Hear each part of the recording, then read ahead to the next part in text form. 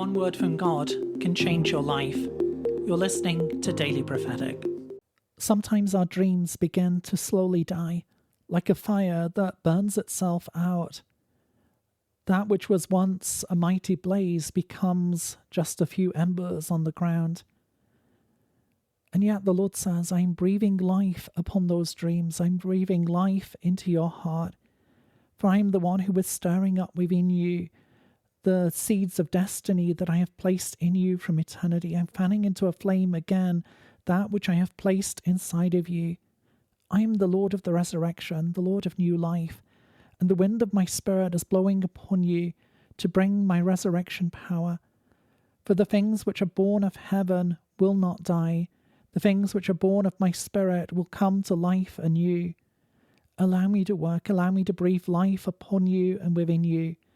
For I am the Lord of the resurrection. I'm breathing life into you anew this day. I'm filling you again with my spirit and with my love.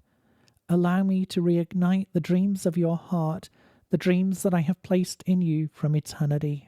To receive a personal word, click on the link in the top left of the screen or visit requestword.com.